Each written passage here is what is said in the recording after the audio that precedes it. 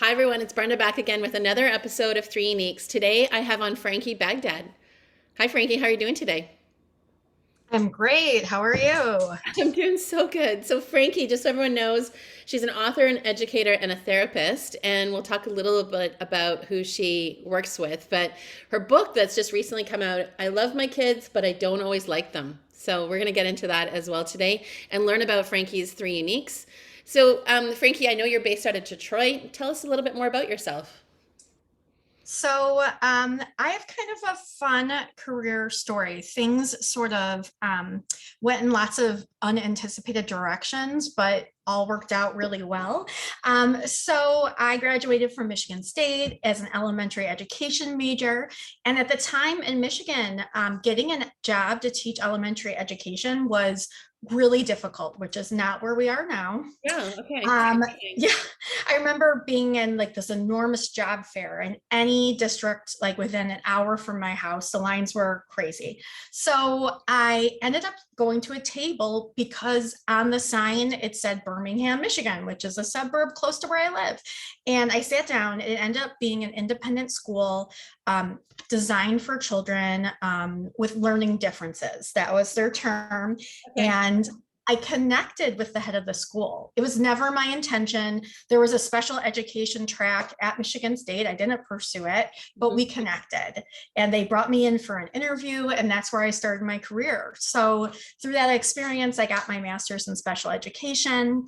And I went on to work at another independent school. And I realized that teachers were coming to me for support, not only in academic needs, but also in behavior. Right. Um, because it connects so much. When you have a child who's frustrated with material, I mean, they're going to show us in a certain way. Sure. So again, I like fell into this behavior modification, behavior consulting career. I got sidetracked for 5 years in the best of ways and worked as on the camp director team of a very large overnight camp, one of the largest in North America. And there it was really all socializing and behavior. We weren't teaching conventionally. Right. And that's where I really started to delve more into mental health. So one of my roles there was to supervise our social work team. And I learned so much from just watching the way they interacted with kids and teens. I left that program and started my own consulting company. And again was asked more questions about behavior, right? It's hard to parent. It's hard to be a classroom teacher. You're not just teaching academics. So when the pandemic shut me down, essentially, in March of 2019, and we had all this spare time, which I'm not good with, I said, you know what? I'm going back to get my master's in social work because I've been Amazing. thinking about it for Yeah. 15 years, right? I'm working mental health adjacent, but I want the rest of the information. So I have one more project to turn in and I'm done with that program. And that's how I added the name therapy to my my business. So, still working obviously with parents, with kids, with academics, teachers, like helping them understand a little bit more. Like you bring in, I guess, the mental health component to it, but even I would imagine like neurodiversity, right? Just like we're seeing so much changes in the way we learn and how we practice our learning, Yeah, not only in academic studies, but even in the workplace. I think we're now starting to see that finally. hey, if we understand how our brain works, we can actually be Yeah. more effective in our business and leading teams. Yes, yes. Finally, businesses are realizing like one of the silver linings to this great resignation we're in right now and just the lack of staff uh, across industries I is know. businesses are being more creative in who they recruit. And all of a sudden, I'm seeing really, really interesting programs where certain companies are realizing that by being scared, which is okay. That's the first step to embrace, neurodiverse workers. And by embracing, it doesn't mean just welcoming. Like that's great, but if you're going to welcome, you have to support appropriately. They're tapping into a really talented source of staff that they weren't before. Right. So yes, and so I say like my focus Mhm. is neurodiverse people, kids, teens, and even some adults. And that could be autism, it could be ADHD, it could be many things. Right. Those that struggle regulating their emotions, which ties into anxiety sometimes, it ties into sensory things. And then, if you think about like a brainstorming chart we did when we were little, there's all these little offshoots, and I take that focus and I might work with those people individually, or I am helping their teachers, or I'm helping their therapists with techniques, Right. or I'm helping their camp counselors. I've stayed involved in the camping world, so something I do a lot this time of year, which I love, is I get to train camp staff. Awesome. So it's been a wild, fun ride. Well, and I mean, even down that track, right, as far as camp counselors, I've had camp counselors, like people that have had camp counseling experience, work for me on my teams, like later after they go to university, cool. and then they become a Yep. graphic designer, etc. But Mhm. it's such fond memories of early days of leadership. Like it's such a great forum for young adults to start getting into leadership and understanding again how to get things done through people and do it in an effective way versus command and control, and recognizing how we can be really effective in our communication, decision making, alignment. It's a great position. So the fact that it's even expanding with someone like you working with them, that just gives them even more depth and breadth into their leadership. Absolutely. And there's no other job I can think of Mhm. for a post high school young adult Mhm. where they may by 21, 20 supervise 30 staff. Yeah. And now they're not doing it alone. Like there's a whole, there's someone supervising them, and there's all kinds of support depending on the size of their camp. But that's like an amazing opportunity. They're supervising, they're mentoring, they're having to like figure out these conflicts with staff that are not much younger than them, and that happens, right? Right. Like I've had people supervise me who are who are younger than me. Like all kinds of things happen, and organizations. So it really is an incredible growth opportunity for Right. these young adults. I love it. So let's talk about your book a bit. I love my kids, but I don't always like them. Yep. As a parent, I can definitely say, there's like a little bit of like, yeah, I can kind of relate to that sometimes, right? Right. So, what was the impetus in writing the book? Was this something you always wanted to do? I mean, obviously interacting with children, teachers, parents, I can see the connection, but yeah, tell Right. us a little bit Right. about that. So the book evolved in an interesting way. It was not on my bucket list to write a book, and the reason is really about my own journey as a student. Like I never did well in writing because I cannot spell. I can't use a comma correctly to save my life. Like my sentences are run-ons or they're too short. Like I try. It's not my Yeah. special skill. And there was not a lot of like computer processing when I was in school. Like, I remember using my mom's typewriter. That did not work. Too much whiteout. Not until I was in college could I really start to benefit from spell check, which wasn't so good yet. Mhm. But really, this new genre of writing, this blogging, Mhm. um, really changed that for me because blogging's so informal, and Right. like I can overuse exclamation points blogging, and like it's okay, Yeah, right? It's I was fine with it. Yeah. I can like put in words that are like not real words, but they're pop culture words, and it's okay. Mhm. Um, I'm quite, I still try not to get all those typos in there, but I'm somewhat more forgiven if I do. So once I started blogging, I was asked to write some blogs, and I started my own. I realized that while I never pictured myself as an author, I've always pictured myself as a storyteller and a teacher.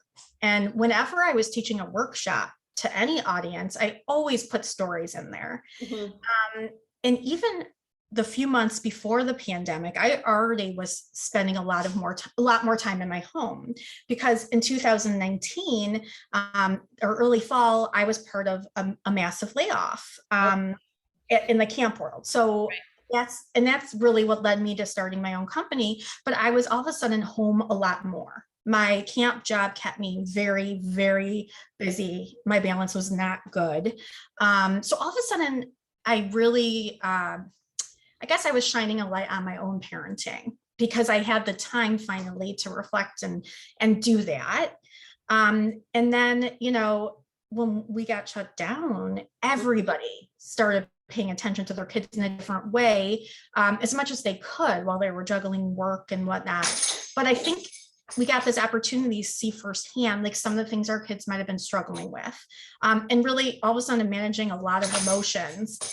My dog, of course, who I already let out. My dog was about to pick up her squeaky toy, and I'm like, come on. Yeah, always. It's like I always say I got through the toddler phase and now I have a dog who interrupts me all the time. Anyhow, so I realized that I had this amazing opportunity to take what I learned as a teacher, to take what I learned as a camp director, to take what I learned by working on teams with mental health professionals and use it in my parenting. Like, so many of us become parents and they hand that baby to you and you don't know anything about kids. Like, that's not a requirement, but Right. I was in this amazing position. So I realized that I had something to share and that parenting was really hard and it was getting harder by the moment with what we were going through. And so I wanted to put it in a book.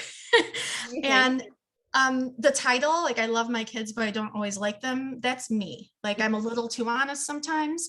And I wanted to tell people before they open the book, that's me, like, I own it. But I also felt like if I put that out there, that I feel that way as somebody, who's had a career in kids, then I would make it okay for the other parents who feel that way. Yeah, absolutely. Yeah, I totally agree with you.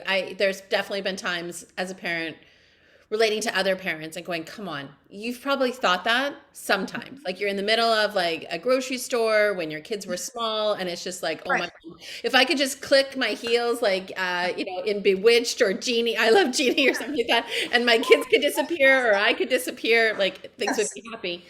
Sure. Um, sorry. Okay, I'm taking Squeaky Toy away. So, okay, Sadie. And now I'm wrestling with her. She thinks it's a game, and I'm like, it's not a game. Oh yeah. Yep, I understand. That's my life here too. So, and then the part about writing the book, Mhm. and doing that, I think that is just so inspiring for people that are listening to this podcast today or wherever you've shared that before, because I Mhm. think there's a lot of times where we may even have that personal judgment, like, oh, who am I to say?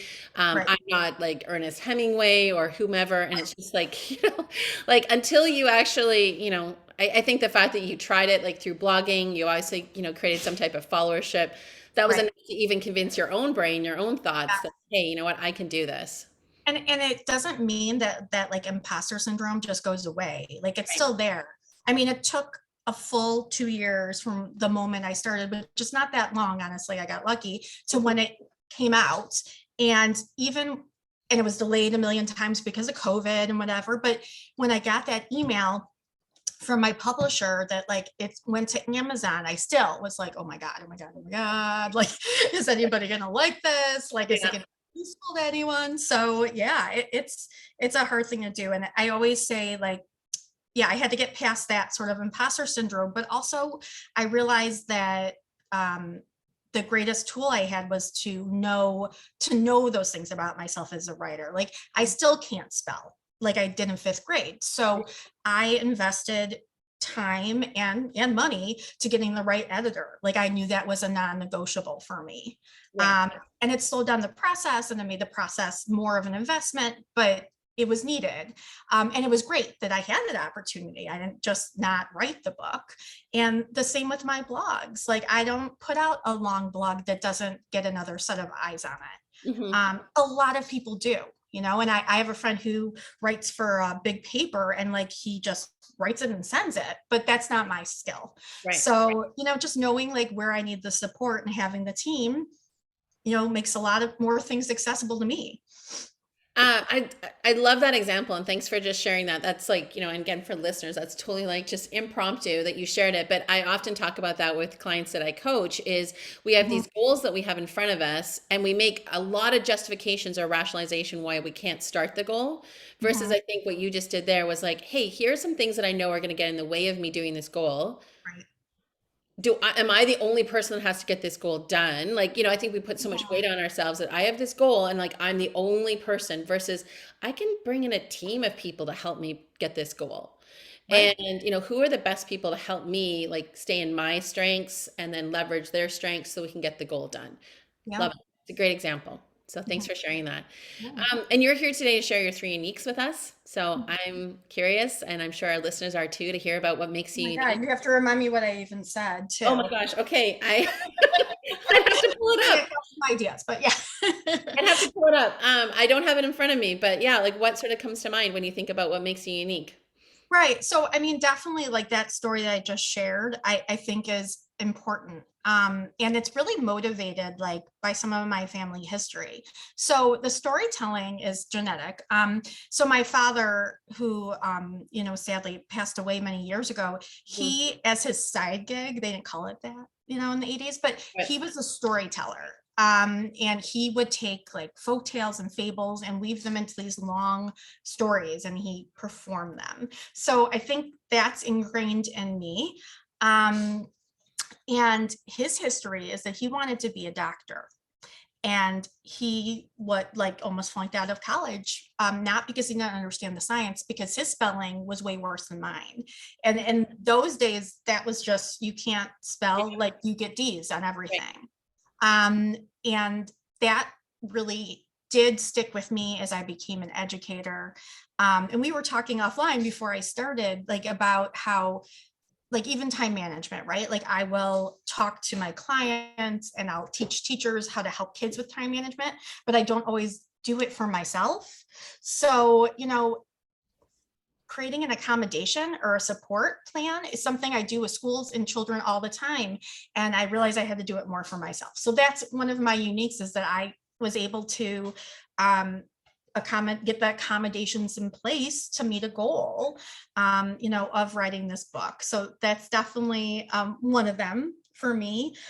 Um, the second one, I think, is just I just I have a new client who's wonderful, and I just did my first program for her. Mhm. And at our first meeting, she said, I have never been so excited to find someone. You're a unicorn, because she works for a like youth assistance organization. And she said, I support the public schools and the community education programs. And I have on my list, I need to find someone who can do camp training for our community education camps, who can do a parent education program, who can speak to the high schoolers and do a library program. And she's like, I think you can do all of them. Yeah, I'm like, So that's you. I was like, oh my God. And I'm not sure, like, yeah, I might be the unicorn. I don't know anyone else doing that. And it speaks to my strength of being interested in different things, but also something that I didn't always recognize as a strength. When I was in school and younger, it was called distraction. And Right. Yeah. it was. Um, and I think for me, like being an entrepreneur, Mhm. um, opened up the ability to make it a strength where I can in the morning go to a school and do a behavioral observation. I did that this morning, Mhm. come home and do a Zoom with a business attorney to help me set up some paperwork, do this podcast. Right. And then I'm talking to an individual client in the afternoon. And I got it. I'm going to do it all. It's all straight. It's all in its own buckets.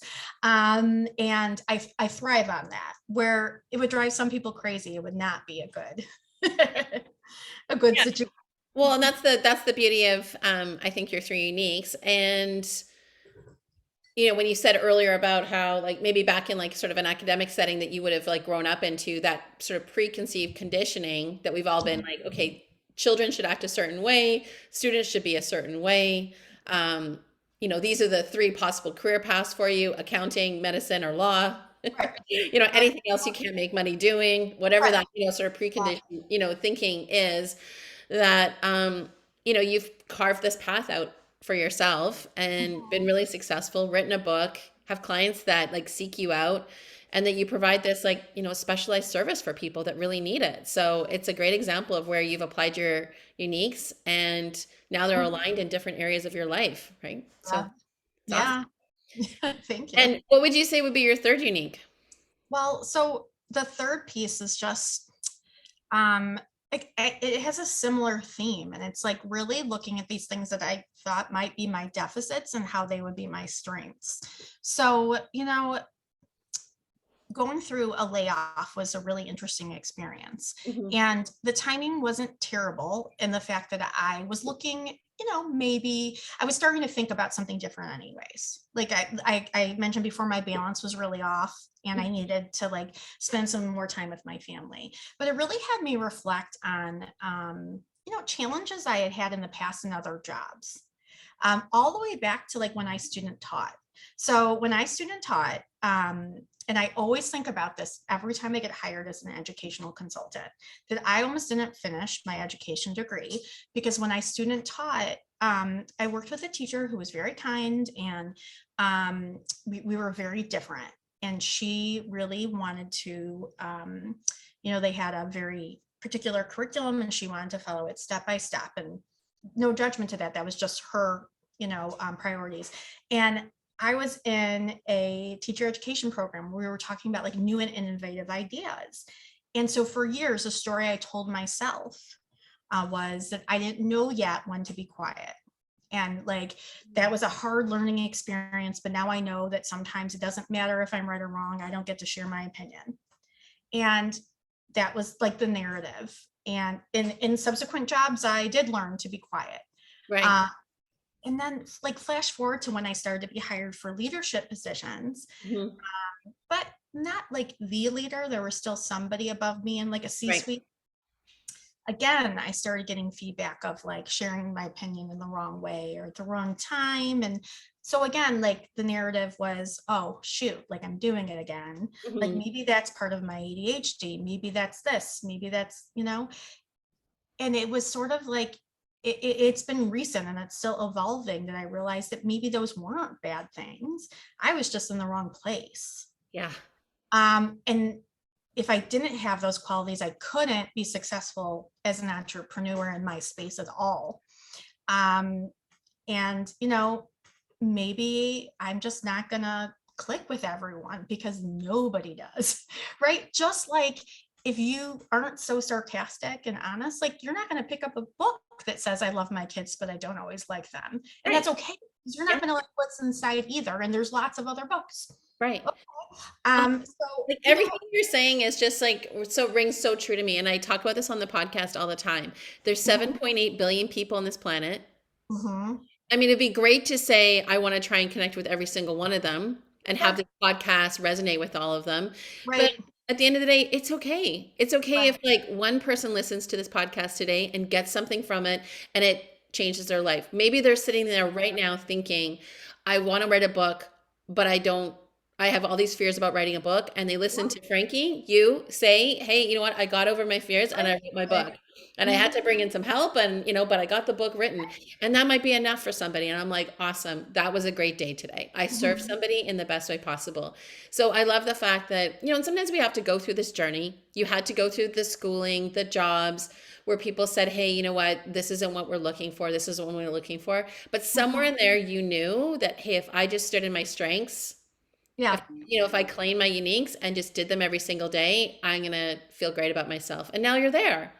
right. Yeah, absolutely. And, as I did end up with some downtime, like being laid off and the pandemic, I did start to um, read more about like female leaders in Right. the workplace and realize that my experience was not unique, No. even though I'm Yeah. unique, right? Yeah. That like there were other people who shared similar stories, and in all of my, and in some of those, I don't even want to say like negative experiences because they all like worked in a way, but in some of my experiences in which I got negative feedback professionally, my clients were thrilled. Like I got great feedback from my Mhm. clients, Yeah. but not the The evaluator. Yeah, like whoever was evaluating you on how you're doing it. Right. So Yeah. it's interesting, you know? Mhm. Um, so anyhow, that's a I guess lifelong journey, but a major focus of myself now as I like, get into my mid 40s and am and my business is me, right? It's like in so Right. many ways I have to sell myself, and that's a whole new experience, Mhm. is really realizing how so many things I thought were like my negative traits that I have to work past. Mhm. I just have to work with them and sometimes support them and do all those other things. Yeah, absolutely. Even the situation that you just shared about, getting feedback, I often share this with women leaders and entrepreneurs Mhm. that, yeah, there's going to be lots of people in your life that are going to give you feedback or, hey, I've got a tip for you, or I've got some insight for you, or you could be doing this better. Really learn to start filtering out, setting those boundaries up around who are the people that love me, care about me, and have my back. And I'll Right. listen to that feedback time and time again because there's Yeah. already that trust that's there. But if Yeah. it's coming from a source, and it may be the most educated expert source, but if I don't feel that connection of love, they've got my back, I can Mhm. count on them, they can count on me, then I'll I'll listen to it, but I'm gonna maybe put it over here, and then when I need it, I'll decide if I want to take it. Um, Right. and that's where I think it's like just being really selective. But sometimes when we're also new in our career or new in a job, we're Right. just going to try and like, please people. And so I've been in Mhm. that boat. I know lots of other people have been in that boat, but I think it's through that journey that we realize, hey, you know what? I know actually the truth all along. And when I stand in my truth, it feels really good. So Mhm. it's Yeah. awesome to hear like how your story has evolved to where you are today and the Yeah. successes that you're seeing when you're using your three uniques. Mhm. Is there anything that you do that like when you think about rituals or routines that keeps you in check with those uniques? That's an interesting question. You know, I find myself big on I don't know if you want to call them like mantras or quotes or like affirmations. Um, when I start to sort of fall in those patterns of like the imposter syndrome, or being worried that like some of my outspoken qualities are bad, Right. not just that like they're unique and they go some places and not other places. I really like to like look for inspiration of like other female leaders and what they're doing well. And to me, like there's a positive piece of social media, right? And there's a lot of negative press on social media in my space. Mhm. But something positive I have gotten is just like, uplifting little like snippets and quotes that are on social media daily, and I collect them, and sometimes I put them on a post-it note and surround them, myself with them. Right. And it helps me refocus. It helps me be able to like talk back to that negative self-talk, which again is part of my major focus as a therapist, right? Mhm. Every person I worked with, we had to talk about negative self-talk, but it's hard to remember to do it myself. So that's my technique that helps me the most, is to like pick one, maybe, I kind of go into phases where I have one that's my favorite, Mhm. and I stick with that. So like an example, when I just shared, I did a in-person event on Wednesday, which is amazing because I'm just starting to do them again. And it Right. was a book talk, and it was a group of parents. And I shared a quote that has stuck with me since high school when a teacher taught it to me. And it's that, the definition of insanity is doing the same thing over and over again and expecting a different result. And Mhm. I think about that all the time. So it's always effective, like in my parenting, right? If I get stuck with like, I don't know, putting my kids to bed when they were little, the way this book told me to do it, right? Because even my book won't resonate with everyone. And Right. I'm doing it the same exact way, like 10 days in a row, but nobody's sleeping, that's not working. So it's time to try something new. Mhm. And sort of that philosophy has gotten me through a lot of tough times as an entrepreneur, and a lot of tough times like in my own negative cycle, right? Like if I'm waking up every morning and saying, oh my God, like I had 4 meetings with this potential client, and then they just strangely were like, no, we decided to go another way. And I focus on that every day. Well, like strange. It's not working. I'm not moving on to the next client. So I had to Right. try something new. Yeah. So, I like to, sometimes even as an author, gravitate towards the words of someone else, to bring me back to focus of what I need to be doing. Yeah. I love the point too about like surrounding yourself with those words, because our brains will override a lot of our positive thinking sometimes because it's looking for patterns, right? It's looking for the comfort zone. Mhm. And so sometimes the negative thoughts are comforting because it just comes to you Yes. naturally. Like, oh, I'm not good enough. I'm not worthy enough. Oh, no one's going to want to work with me. And it's just like, oh yeah, that must be true. And so Yeah. I think having those words around that really like lift you up, even if the cheerleaders that normally you have in your life aren't available at that moment in time. Right. Yeah. And the truth is, like, they can't be there enough. Like, Mhm. if we're only relying on our cheerleaders, telling us we're wrong, like we're awesome, that's okay. Like, it ends up not being enough because even the best of cheerleaders have other things to be doing, Yeah, right? exactly. Yeah. Right.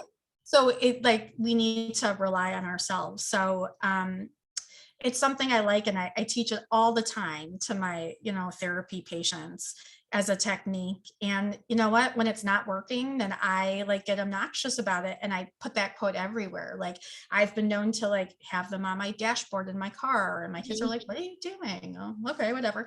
Um, and with therapy clients, we've been using like graphic design software and making these little cards that they can throw in their backpacks. And I do it with like my own kids, and sometimes they need 20 of them because they'll lose them. So put them everywhere. Mhm. Uh, Sometimes that I find resonates too with like some of my teens I work with who are like, I'm not going to breathe with you. I'm not going to talk about yoga. I'm not going to like do anything mindful. That feels way too cheesy.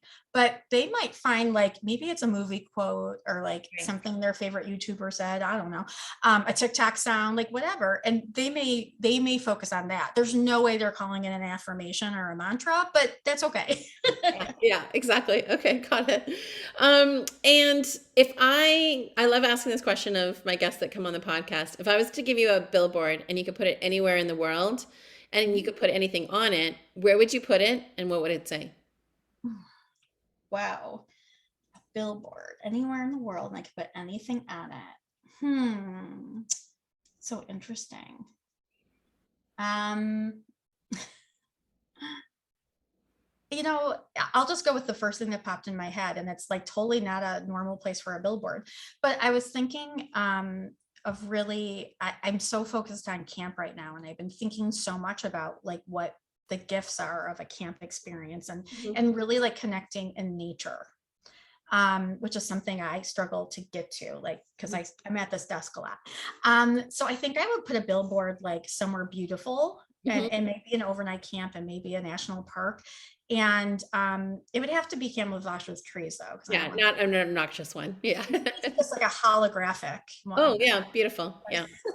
But I think it would just say stop, Yeah. um, and just slow down Yeah. and like realize where you are. And it's something that I forget to do. It just stop, Mhm. and notice where you are and listen and look and just be there.